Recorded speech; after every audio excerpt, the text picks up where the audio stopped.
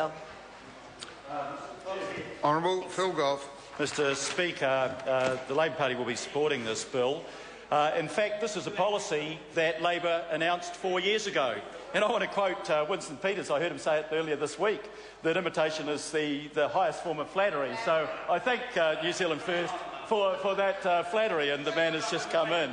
Mr Speaker, I'm one of the few members that was in this House in 1984 when we inherited an economy left by 9 years of a national government. It was the Muldoon economy.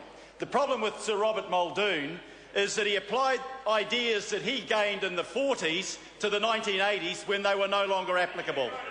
And what this government is doing now is saying that while the Reserve Bank Act that the Labor Party passed in 1989 was a splendid piece of legislation for its time, it did succeed in bringing 9 years of double-digit inflation back to low inflation. The ideas of the 1980s are no longer applicable to the 21st century and 2013. And we know that inflation is not the problem that it was now. We've got very low inflation. It's at the lower end of the Reserve Bank target.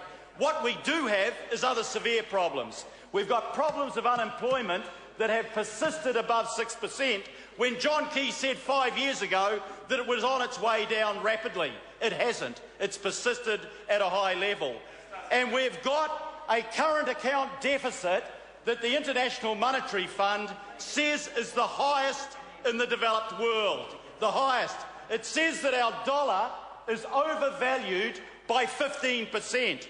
And we see the price of that. We see the price of our manufacturing industry in decline.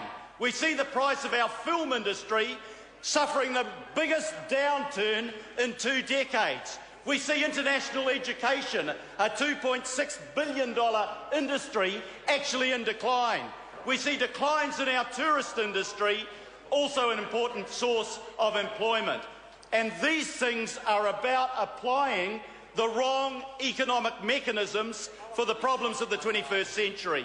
We cannot go on spending more money as we have for 4 decades than we earn from our exports.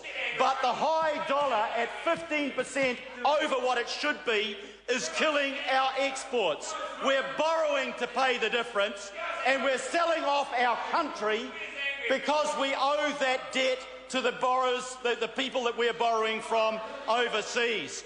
This is a serious problem. It will not be resolved by applying the solutions of the 1980s. It will be resolved by adopting standard policy across the developed world of ensuring that our exchange rate does not kill our productive industries. That's why Labor is supporting the bill, and I commend it to the House. John Hayes. The people